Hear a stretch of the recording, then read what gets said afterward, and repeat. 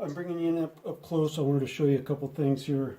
So we've got this board sanded. Okay, we sanded it down, and we were left with a couple of imperfections. Okay, so you can see a couple low spots wherever the black guide coat is still. You can see some wood grain showing through, maybe a couple little nicks, cracks that I want to start filling up, and we're going to be using a finishing putty. Okay, now some of the smaller ones are going to be filled up by primer, so you don't need to fill everything, just the deep ones. Okay, just the stuff that primer may not fill. Okay, and the only way you're going to know that is just through experience from doing this over and over again, figuring out what needs to be fixed with primer, what needs to be fixed with finishing putty, and experience will tell you what to do. So the first thing I want to do, we're going to be dealing with chemicals, so I just want to get some gloves on also to kind of keep my fingerprints off of this, even though I will be cleaning it before repriming. That's just good to get into the habit. Put on some latex gloves. All right, first thing I want to do is wherever the finishing putty is going to go, I just want to make sure that it's got a little bit of it's roughed up a little bit. And sometimes you can't get everything.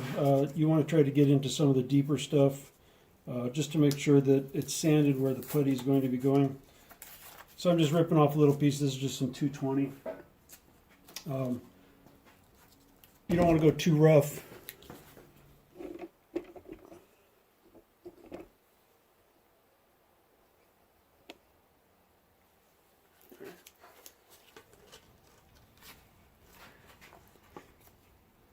So I just have a little piece of sandpaper folded up, and all I want to do is just kind of sand in that area as much of the crack as I can, as much of the scratches. Right? Doesn't need much. Just helps with adhesion. There's less chance of it popping off later, causing a blister or something. So I'm just roughing it up a little bit. Okay, do a little bit there. All right. Next thing I want to do,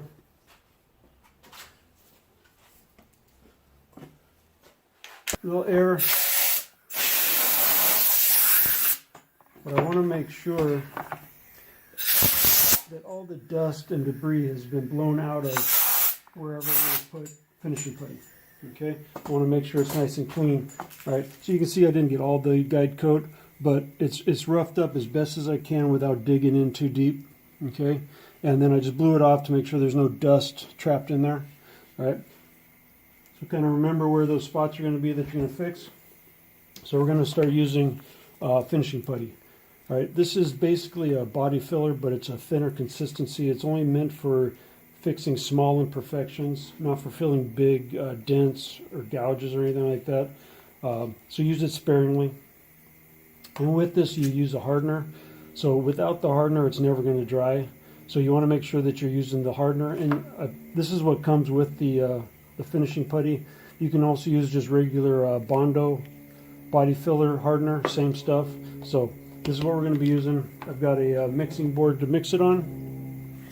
Okay, and then I've got a spreader, and I brought out a regular Bondo spreader, a smaller metal one. So these are plastic. These are metal. These last a long time. Real nice to use. And also brought out a razor blade. Okay, so a razor blade is typically what I'll use to fill up small imperfections, just so I can kind of pinpoint where I want it and I don't make a big mess with smearing too much around. Okay. Besides that, I also have a little bit of sandpaper. So I've got 150 and 80 grit. So depending on how thick it goes on. So here's some 150. We'll probably end up sanding with 150. To flatten it out. If it was going on really thick and we had a lot of it to take off, we might want to start with 80 and then go to 150 after that. And typically I'm always using something in between my hand and whatever I'm sanding, right, to keep it flat. So you can use a block. This is just a foam block. This is a soft pad that I cut down. It's got a firm side on there. Wrap a little sandpaper on there and flatten out whatever finishing putty you put on there. Again, you don't want to do by hand because it won't flatten it out. It'll just kind of ride over what you're sanding. So you want to have something kind of firm and secure. Firm something that's going to block it. What would you say? You want to have something that's going to support the sandpaper to keep it flat so that it cuts through the putty instead of riding over it with something too soft. Okay? So what I'm going to do, I'm going to open this up. It's not going to take a whole lot. Just put a little bit here on the corner. Okay. Not a whole lot. It's probably way more than we need. Cap it off. And you can see how runny it was. Anytime you have a new bag or a new tube of hardener, you want to make sure you mix it up. So kind of knead it like you're kneading bread. And that just kind of gets everything mixed up. If you ever take a new tube of these and you squeeze it and liquid comes out instead of the cream paste, if liquid comes out, close it back up, mix it some more, and try it again. If you just add the liquid without the cream part in there, it's probably not going to dry, or it's going to dry very uneven. So you want to make sure that your hardener is completely mixed up before you use it. Okay. So let's check this out. And what I'll typically do, it's a little warm out today. So you can see a little bit of that liquid in there. That was just very top. So I'm just going to squeeze out a little bit. That should be good. Okay. So I won't use the liquid part. I'll just use where the cream's at. On a warm day, this dries extremely quick on hot days. So you want to be quick about it. And if you have to just mix up small amounts, if you're going to be doing multiple spots, just mix up small amounts because it'll harden pretty quickly. Colder days, it'll slow down a little bit. But the more hardener you put in, the quicker it's going to dry. The less hardener, the slower it's going to dry. So you have to kind of mix it according to your temperature and what you're going to be working on. Right? If it's a big project, you want to slow it down a little bit so you have plenty of time. If it's something real small, you can speed it up a little bit with a little extra hardener just to get it to kick or dry a little bit quicker if you needed to. Right? But you don't want to go overboard. Right? So what I'm going to do, let me just use my metal spreader. It'll mix it quicker. So what I'm going to do is just kind of pick up my hardener, and I kind of recommend putting it off to the side as you're starting, just so you can get to whatever you're working on, then mix it when you're next to it. If you mix it across the shop and then by the time you get to the other side, it might be dried up. Okay, so hardener, and I just want to start mixing it in. So I'm kind of picking it up from the bottom. And what you're looking for is a color change. Okay, you want to make sure that everything is the same color. You want to make sure that red hardener, or whatever color it is completely mixed in. Otherwise you'll have streaks that don't dry. And I want to make sure that I get everything off the spreader. So you can see there's a little bit of red streaks in there, so I just want to make sure I mix it in. All right. Once everything is thoroughly mixed, you're ready to start applying. Okay, and I can just use a razor blade for this. I usually keep some used ones laying around. Right. So all I'm going to do is just pick up a little bit. And my first coat, I want to make sure I squeeze it into any low spots. Right. I want to work out any air bubbles so I don't trap anything in there. And then lighten up your pressure. Okay. First coat is always a tight coat. Okay. I don't want to put it on too thick, but I also want to leave it just a little bit high because it might shrink down a little bit, and I don't want to have to reapply. So make sure you get it down in there. Okay. And again, I'm not worried about some of the smaller ones. The primer will take care of those. Anything here, those will probably be all right.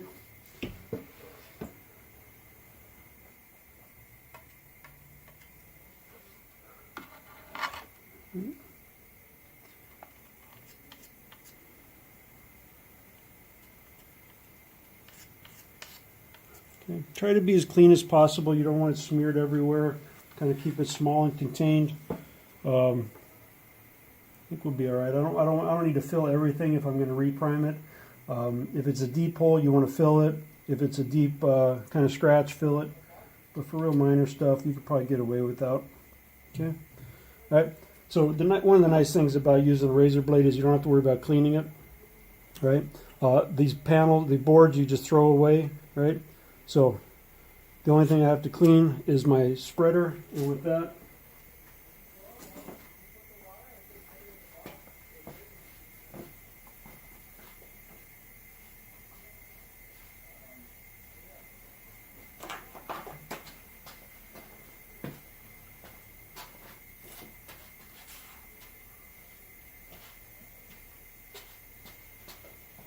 So what I'm using to clean that is just a little acetone on a paper towel.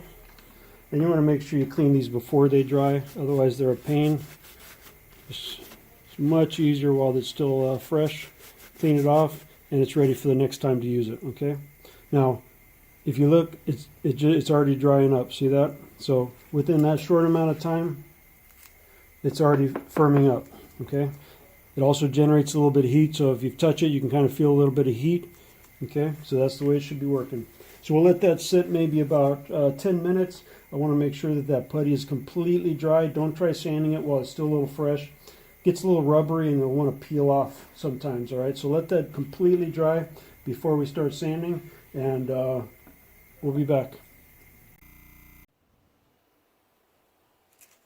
All right, we are back. It's been about 5 minutes or so that it's been drying. You want to check with your fingernail just to make sure your fingernail does not get pushed into the putty. That's a good way to tell. If your fingernail leaves a mark in there, it's still not ready, so let it sit a little bit. All right, so what I'm going to do is, since it's got a couple little thicker spots, I'm going to sand it with a little bit of 80 grit first. So this is just a continuous roll of sticky back 80 grit, right? So it's 80 grit. And I'm just going to set it on the firm part of this. This is kind of a dual density block.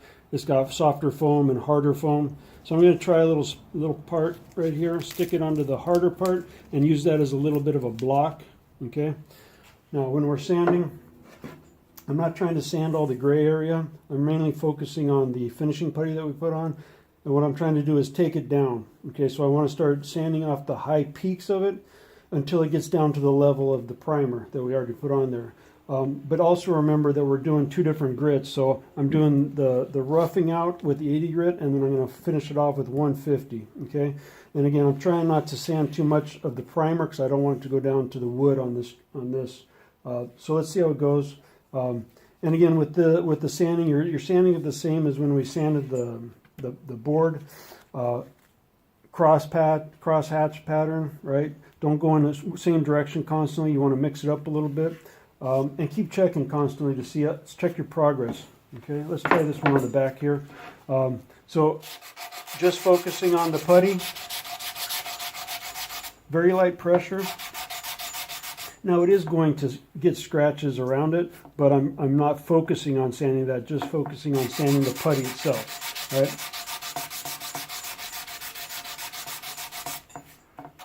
Right. Once you start seeing the edges taper out and you can start seeing a little bit of gray through the edges, stop. We're going to finish that off with some 150. So you can see how quick that was. Very little sanding required. So nice and easy. Let the sandpaper do the work. Okay. And you can start seeing the edges peek through there. Okay, and we'll stop there and finish that with 150. So let's come over here.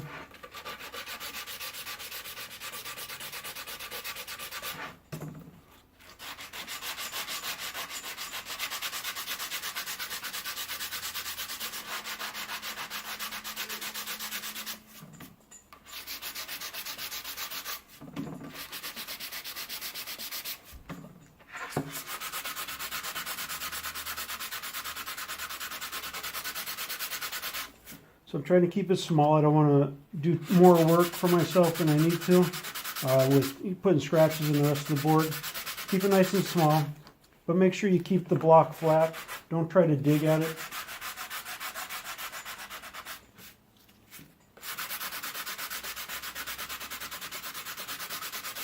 Remember, don't take it down too far at this point. You want to leave a little bit of putty on there. Just finish with the 150.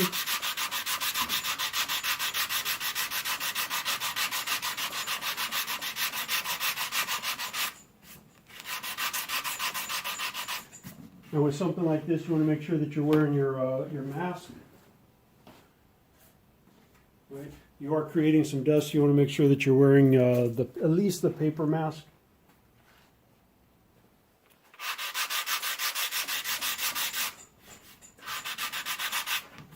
All right, so we're looking pretty good. The edges are kind of tapering out. So what I want to do is I just want to take this off, put a little piece of 150. Tear off a little bit. So this is the 150. And like I said, the numbers get higher as the grits get finer. So the closer we get to paint, the grits will get finer, which means there'll be a higher number. Okay, so 80 grit is pretty rough. Okay, 150 is finer, and then we'll start getting into the finer stuff after we finish priming everything and start getting it prepped for paint. So now with the 150, what I'm doing is just taking the rest of the putty off, but I'm leaving it in where the low spot was. Remember the little low spot we had right there? You can see where it's a little bit darker. Well, it's a little bit whiter, I should say, is where that was. You don't want to dig all the putty out that you just put in, so you got to keep checking it on when to stop. Okay, so let's do a little bit more right there, and that's good. Come up here, let's finish off these. Again, light pressure, let the sandpaper do the work. And it's just going to be experience and practice to know when to stop, how much to leave, right? What you can get away with, how much the primer will fill, okay? So I'm looking at this side. We're looking decent. You can kind of see where that crack was right there. Yeah, looking decent. I like it. So let's flip that over, finish up this.